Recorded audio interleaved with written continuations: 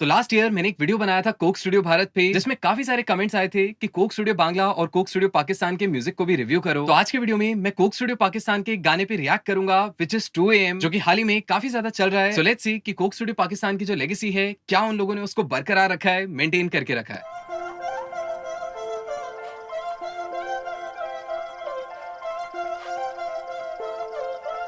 मतलब क्या ही intro in लोगों ने बनाया है। और मेरे को ये इंट्रो इसलिए स्पेशल नहीं लगा क्योंकि इन्होंने डिफरेंट सैंपल्स को लेयर किया हुआ है यहाँ पे, बल्कि जो फॉली साउंड्स के साथ खेला गया है, वो जो किताब की आवाज है, वो जो पीछे साउंडस्केप चल रहा है, उसको इन लोगों ने म्यूजिकल वे में किस तरह से इनकॉर्पोरेट किया है, वो चीज मेरे को काफी यूनिक लगी। तो हर पासे दिला विच चोर रख देने बुलियां ते झूठे हासे। ऑलराइट, फर्स्ट इंप्रेशन काफी क्रेजी है बिकॉज वो जो ग्रूव है वो काफी ज्यादा इंटरेस्टिंग साउंड कर रहा है, स्पेशली जिस तरह से ये लोग इलेक्ट्रॉनिक और लाइव साउंड्स को फ्यूज करते हैं, वो चीज मेरे को काफी अच्छी लगती है। और कॉम्पोजिशंस की तो बात ही रहने देते हैं बिकॉज हम सब लोगों को पता है कि कोक स्टूडियो पाकिस्तान की कॉम्पोजिशंस कैसी साउंड करती हैं। ये लोग हमेशा बेस्ट ही एम करते हैं। नफरत दी कोई एक्सपायरी होनी चाहिए, सच्चियां मुहब्बतां दी कोई डायरी होनी चाहिए।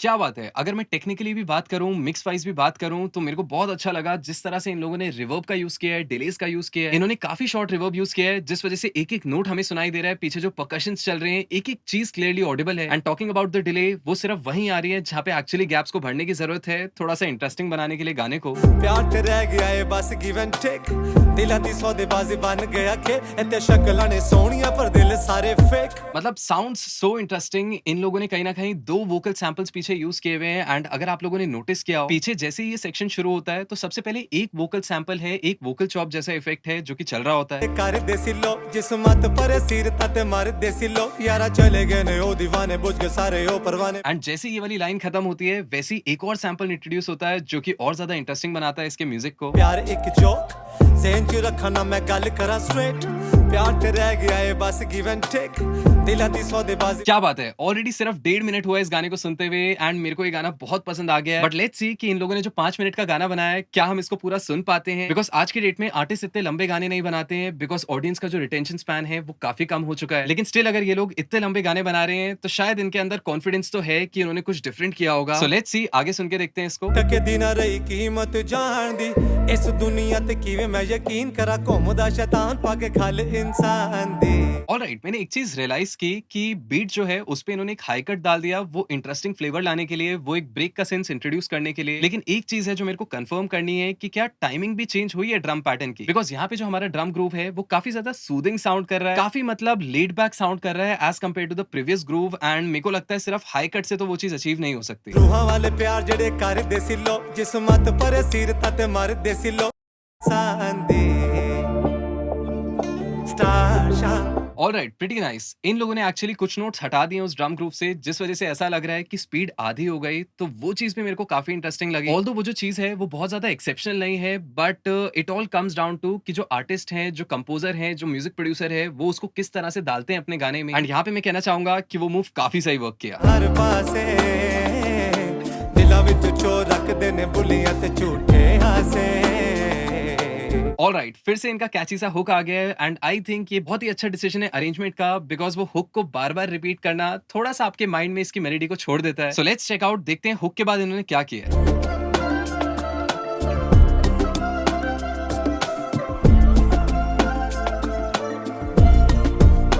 क्या बात है, बहुत ही प्यारा इंटरलूड है। आई थिंक जस्टिफाई करता है इस गाने की स्टोरी को। और तो और वो जो इंटरलूड की मेलोडी है वो कहीं ना कहीं 2 बार रिपीट होती है, लेकिन स्टिल म्यूजिक में आपको चेंजेस दिखेंगे। आपको एक सिंथ इंट्रोड्यूस होता हुआ दिखेगा, कुछ डिफरेंट कॉर्ड सुनाई देंगी जो कि उस पार्ट को और ज्यादा मैजिकल बनाती हैं। और मोहब्बत की हुंदी है चले जी नू जी हुंदी है, और मोहब्बत की हुंदी है।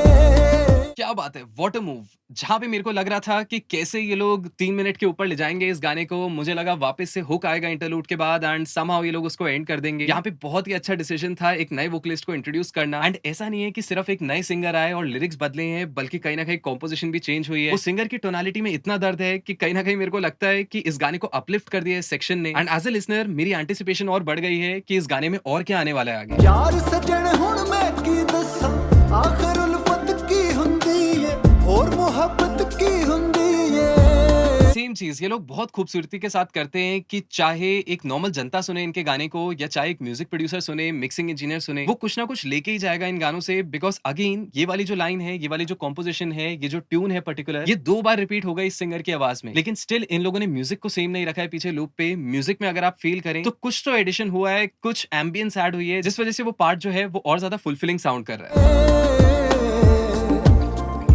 पहले पहले दुनिया दे विच जदों आया इंसान सी। अगेन मेरे को लगता है बहुत ही ज्यादा क्रिएटिव मूव है, बिकॉज ये सेक्शन हम लोगों ने पीछे भी कहीं पे सुना हुआ है, लेकिन वहां पे किक ऐसी साउंड नहीं कर रही थी। शायद हो सकता है गाने की जो एनर्जी है उसको मेंटेन करने के लिए इन्होंने किक पे वो हाई पास नहीं लगाया हुआ, किक को सप्रेस नहीं किया हुआ। बिकॉज अगर मैं आपको पिछला सेक्शन सुनाऊं जो कि समवॉट ऐसा ही साउंड कर रहा था, लेट्स ट्राई टू अंडरस्टैंड कि इन लोगों ने production wise, arrangement wise actual में क्या चेंज किया है। टके दी ना रही कीमत जान दी इस दुनिया ते किवें कोई होर ना समान सी ते सच्चे आशिकां दे वास्ते ही क्या बात है, मतलब ग्रूव को थोड़ा सा हल्का तो किया है डेफिनेटली, कुछ बीच में से इन्होंने नोट्स रिमूव किए हैं, कुछ परकशंस रिमूव किए हैं, लेकिन उसके अलावा भी जो वाइब है वो स्टिल लेड बैक फील हो रही है। लेकिन येट जो किक का पंच है उसको इन्होंने इंटैक्ट रखा हुआ है, जो परकशंस हैं वो थोड़े से ओपन साउंड कर रहे हैं। सो यही छोटे छोटे एलिमेंट्स हैं, छोटी छोटी चीजें हैं जो कि गाने को यूनिक बनाती है, मास्टरपीस बनाती है। अभी भी 3 मिनट हो गए हैं, स्टिल मैं एक्साइटेड हूँ गाने को आगे सुनने के लिए। तो मुझे लगता है कि कोक स्टूडियो पाकिस्तान ने एक बहुत बड़ा एग्जाम्पल सेट किया है पूरी म्यूजिक कम्युनिटी के लिए कि आज के डेट में भी आप लंबे गाने बना सकते हो, आज की डेट में भी आप 5-5 मिनट के गाने बना सकते हो, एंड स्टिल जो लिसनर है वो नॉट जस्ट गाने को पूरा सुनेगा बल्कि उसको लूप पे सुनने वाला है। आगे सुन के देखते हैं और क्या आने वाला है यहाँ पे। बड़ा आशिकां दा नां सी झूठे लोग झूठे ला रहे ने जिदा ता लगे ला रहे ने। क्या बात है, अगेन एक बहुत ही अनप्रिडिक्टेबल मूव। जैसे हम लोगों को लग रहा था कि वो लेड बैक वाइब आई, अब गाने का हुक आने वाला है, वैसे ही इन्होंने कहीं ना कहीं गाने की फील बदल दी, सिंगर को चेंज कर दिया, जो कि हम लोग सोच भी नहीं सकते थे as a listener. Because already जैसे ही सेकंड वोकलिस्ट आए थे हमारा ध्यान उनकी आवाज पे था, हम उसको एब्जॉर्ब करने की कोशिश कर रहे थे। तो यहाँ पे सिंगर को चेंज करके नॉट जस्ट इन्होंने गाने को बोरिंग होने से बचाया, बल्कि कहीं ना कहीं वो लिसनर के माइंड में टेंशन भी क्रिएट किया है, जिससे वो इस गाने को आगे सुनने वाले हैं। ताइयों आज ओ सता रहे ने जो दुनिया ते तुम्हें हंसी ना मिट्टी च मिला रहे। क्या बात है, वोकल चॉप्स काफी ज्यादा मैजिकल साउंड कर रही है। एंड अगेन मेरे को एक बहुत सही चीज लगी यहाँ पे जो प्रोड्यूसर ने की है। सबसे पहले जो वोकल चॉप्स हैं वो एक अलग ऑक्टेव में चल रही थी, एंड सिर्फ लास्ट काउंट के लिए, लास्ट मेजर के लिए उन्होंने उसका ऑक्टेव नीचे कर दिया। जो दुनिया ते तुम्हें हंसी ना मिट्टी च मिला रहे दस की दुनियादारी शे। क्या बात है, अगेन वो गोल्डन सेक्शन आ चुका है, वापस से उस सिंगर को इंट्रोड्यूस किया गया है, एंड उनकी आवाज तो आई एम प्रीटी श्योर आप लोगों को भी पसंद आ रही होगी, बिकॉज मुझे तो वो टेक्सचर बहुत अच्छा लगा है। इनफैक्ट दोनों ही जो सिंगर्स हैं उन्होंने अपनी अपनी जगह बहुत बढ़िया परफॉर्म किया है इस गाने में। यार तो सदके यार तुम्हारी कायम दायम इश्क खुमारी जिथे यार दी गल आ जावे। राइट, तो म्यूजिकली इतना सही अपलिफ्ट कर दिया इन लोगों ने लास्ट वाले हुक को, बिकॉज मैं वो फ्लूट सुन पा रहा हूँ, मैं वो प्लक इंस्ट्रूमेंट सुन पा रहा हूँ, बहुत सारी चीजें यहाँ पे ऐड हो गई है, ताकि वो जो आखिरी हुक है, if I am not wrong, क्योंकि अभी भी मेरे को दिख रहा है 1 मिनट तो बचा है गाने में, तो एक काम करते हैं इसको लास्ट हुक नहीं बोलते हैं। तो वो जो एनर्जी आपको इस पार्ट में फील हो रही होगी वो बहुत सही क्रिएट की गई है। वो जो इंस्ट्रूमेंट्स का सिलेक्शन है, क्या नोट्स वहां पे बजेंगे, आई थिंक वो डिसीजन बहुत सही लिया गया है। आखिर उल्फत की हुंदी है और मोहब्बत की हुंदी है। अरे वाह, फिर से इन्होंने एक ब्रेक दिया है, लेकिन यहाँ पे आप लोगों को फील हो रहा होगा कि पहले भी 2 ब्रेक्स आए थे गाने में, लेकिन दोनों ब्रेक्स बहुत ही डिफरेंट थे। ऐसे इस ब्रेक को इन्होंने कैसे यूनिक बनाया, यहाँ पे इन्होंने बीट को ही म्यूट कर दिया, एंड सिर्फ आपकी बेस लाइन चल रही है कुछ म्यूजिकल एलिमेंट्स के साथ, जो कि मेरे को लगता है अगेन इस सेक्शन को यूनिक बनाता है। देखते हैं कि इस सेक्शन से नेक्स्ट सेक्शन में किस तरह से ट्रांजिशन हुई है।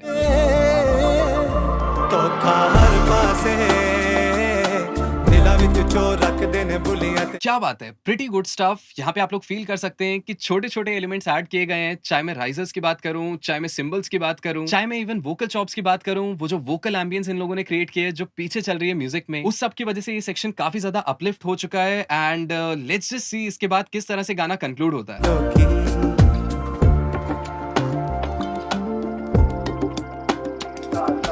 All right, so I think इस सेक्शन पे मैं कुछ कमेंट नहीं करना चाहूंगा, बिकॉज यूजुअली क्या होता है जो भी हम जेनरिक गाने सुनते हैं वो किस तरह से एंड होते हैं, एकदम से बीट पॉज होती है, उसके बाद जो लीड मेलोडी है वो सोलो में बजती है। तो यहाँ पे कुछ कुछ वैसी स्टार्टिंग तो हुई थी, लेकिन बेस लाइन इतनी इंटरेस्टिंग बना दी इन लोगों ने कि वो जो आउट्रो वाला सेक्शन भी था, इवन दो वो काफी सूदिंग साउंड कर रहा था, काफी रिलैक्स सी फीलिंग आ रही थी वहां पे, लेकिन स्टिल ऐसा नहीं लग रहा था कि कोई चीज रिपीट पे चल रही है, उसको हम सुन भी क्यों रहे हैं।